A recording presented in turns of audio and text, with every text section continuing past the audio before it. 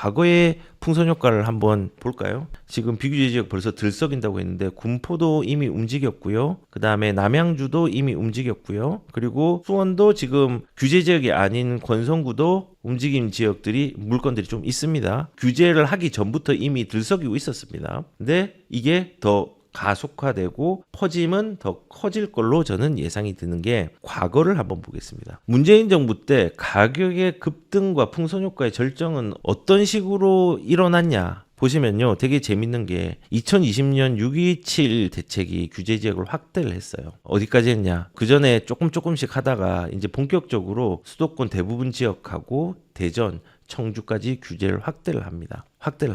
그리고 되게 재밌는 건 이렇게 하면서 지금 이 확대를 하고 부산 같은 경우는 규제를 2019년도에 해제했을 때 그쪽으로 수요가 확 몰려서 풍선 효과가 또 일어났었거든요. 그리고 지금 계속 퍼지니까는 전체적으로 다 확대를 해버려요. 그러면서 이제 전국이 불장이 돼버렸죠. 규제 지역을 확대했습니다. 문재인 가격 급등 때 규제 지역 확대. 왜냐? 규제를 해봤자 규제 지역도 다 오르는데 그냥 사람들이 이제 몰려들었죠. 입지 규제를 했습니다. 가격 급등의 절정, 2020년이 규제의 절정이었어요. 제가 생각할 때는. 세금 폭탄, 아니 세금 양도세 중과하지 않았느냐.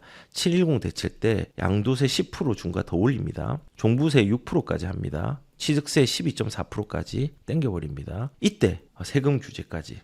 2020년도 7.10. 그리고 2020년 7.31 대책이 시행된 임대차비 시행되면서 요때도 이제 전세가들이 가격들이 많이 오르고 수급 불균형이 일어났죠. 그래서 저는 문재인 정부에서 규제를 지역을 확대하고 세금을 더 중과시키고 세입자를 막았던 이 시기가 지금 현재 2026년의 하반기부터 시작되었다고 생각합니다. 요거 그대로 있잖아요, 아직. 여기에 플러스 실거주 요건까지 붙여가지고 토호제까지 우리는 합쳐졌잖아요. 지금 임차시장 그래서 더 힘든 겁니다. 문재인 시절에 가격의 급등들이 이렇게 일어났고 풍선 효과도 계속 확대하면서 옆으로 비껴가는 양상들이 2019년부터 2020년, 21년까지 절정에 이르게 됩니다. 그래서 이런 거죠. 지금 우리가 입지가 지금 기흥하고 동탄하고 그리고 구리 지금 규제를 했죠. 근데 마찬가지로 수용성 잡겠다. 220 대책. 문재인 정부 시절입니다. 다른 지역으로 풍선이 부푼다라고 했는데 보시면은 2017년도에서 19년까지 강남, 서울 전역 규제했습니다. 그러니까는 수용성이라는 거 옛날에 들어봤죠. 수용성. 와, 이름도 잘 짓는다. 수용성. 수원, 용인, 성남 가격 풍선 효과 일어났습니다. 그리고 요때 2019년도에 해운대 쪽하고 일부만 남겨놓고 부산 쪽에 해제를 하니까는 막 몰려들고 그런 적이 있었습니다. 지방은 그렇고요.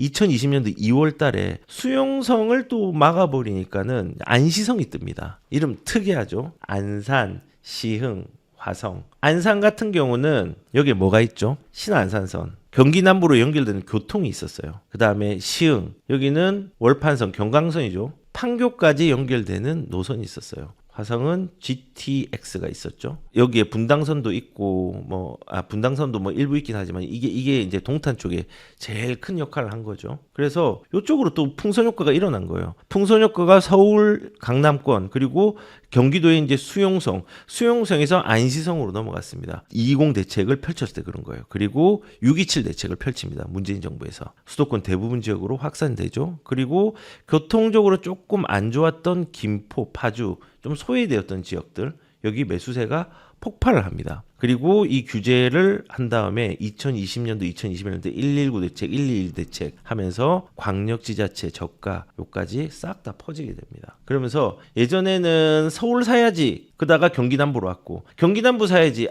호재가 있는데 사야지 그리고 수도권 쪽 사야지 그러다가 지방 쪽으로 가야지 그 다음에 1억 미만짜리 초저가 아파트 가야지 공시지가 1억 미만짜리 이런 식으로 계속 가버린 겁니다. 규제적 확대 정책이. 그래서 이때 가격이 어떻게 됐죠? 2020년도에 그냥 주간 상승률이 3%대도 있었습니다. 거래량도 폭발을 했습니다. 2021년도가 가격의 급등은 작은 거래에 큰 상승이 일어났지만요. 2020년은요. 큰 폭의 거래량과 큰 폭의 상승이 있었던 시기입니다. 지금 비슷합니다. 2022년도 초입, 2019년도 12월, 2020년도 초입하고 비슷합니다. 근데 속도는 훨씬 빠릅니다. 그래서 지금 이렇게 입지적으로 계속 밀었는데 결론은 집값 잡았냐? 못 잡았습니다.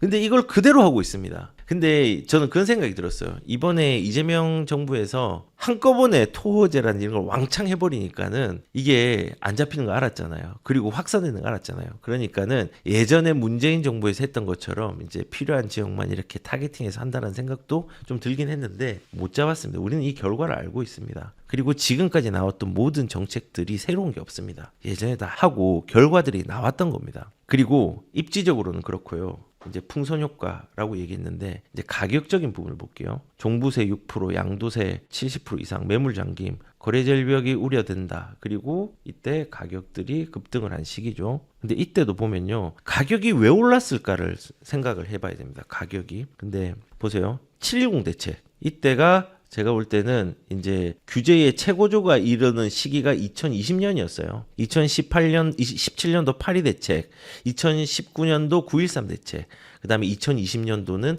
그거 플러스 알파의 정책들과 임대차법까지, 입법까지 시행을 했잖아요. 최고 절정이었습니다. 그 절정이 가격을 어떻게 움직이고 매물을 어떻게 만드는지 한번 보여드릴게요. 양도세, 중과세율 최고 82.5%까지 올렸습니다. 그러니까 원래 3주택자가 중과가 20%였는데 요거를 30%로 했거든요. 그래서 45% 세율에 30% 플러스 지방세 7.5%까지 해서 82.5%가 된 겁니다.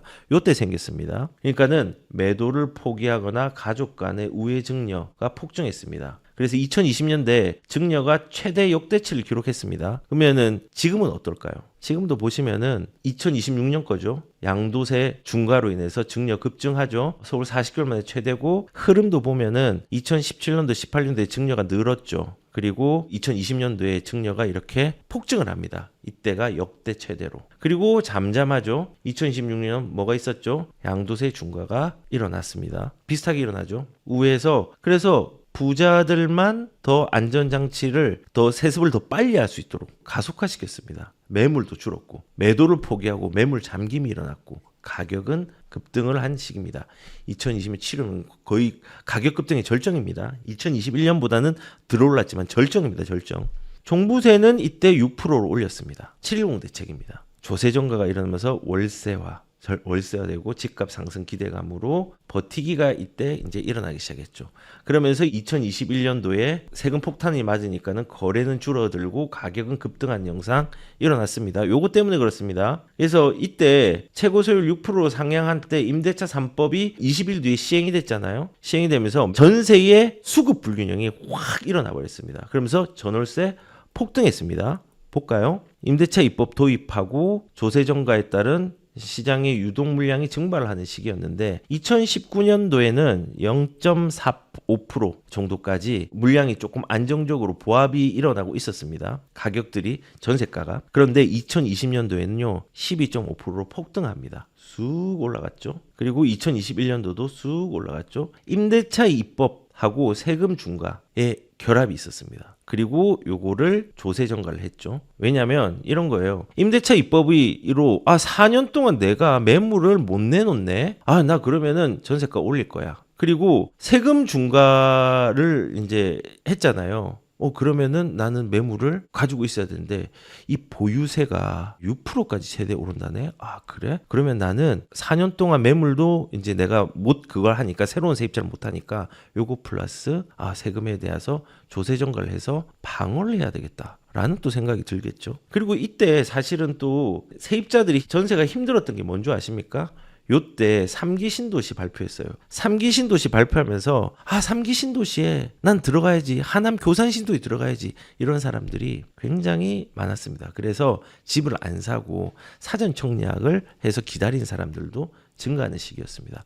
그래서 전세로 그냥 잊고 사전 청약을 하겠다. 이런 사람들이 많았던 시기죠. 그래서 일단은 이렇게 전세가가 폭등을 했습니다. 세금 폭탄 정책이 지금 어떤 결과를 나오게 하는지 보십시오. 전세가는 또 이제 폭등을 하면은 이게 뭐 하죠? 매매가를 자극하잖아요. 그래서 임대차 3법과 시행으로 공급은 줄고 수요는 증가하고 보유세 증가로 전월세에 대한 부분으로 가격이 폭등한 거는 조세의 증가가 일어나고 이게 규제의 결과입니다. 보이잖아요. 이렇게 그다음에 세습되는 거 보이잖아요. 증여 늘었다가 줄어들었다가 지금 늘고 있잖아요. 다시 양도세 중간 이후부터. 그리고 취득세 2주택 8%, 3주택 12%. 이것도 매수 추가를 하는 거나 이제 신규 거래를 동결을 시켰습니다. 이것도 한번 볼까요? 2020년도에 이게 거래량이 반토막이 난 게 2020년도에 그 거래량이 굉장히 많이 일어났습니다. 그리고 취득세가 굉장히 세지고 그렇게 하면서 거래를 잠궈 버렸습니다.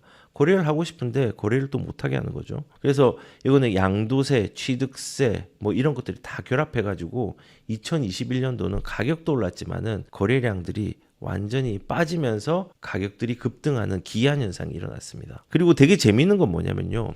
그러면 집값 2020년에 잡지 않았느냐라고 얘기를 할 수 있지만요. 2022년도에 집값을 잡은 거는 뭐죠? 자이언트 스텝, 6차례의 자이언트 스텝으로 집값이 잡힌 거지 정책으로 결국은 잡지는 못했습니다. 양도세, 종부세, 취득세 이 세금 폭탄이 2022년도에 다양한 규제와 시장의 상황을 결합해가지고 가격을 급등을 시켰습니다. 지금 제가 조세희 전가 얘기했는데 이 조세희 전가도 굉장히 심각해질 겁니다. 제가 이제 저번 주부터 멤버십을 좀 시작을 했잖아요. 멤버십에서는 풍선효과 선정과 10년 동안 비과세를 가져갈 수 있는 2주택 활용법에 대해서 한번 말씀을 드리도록 하겠습니다.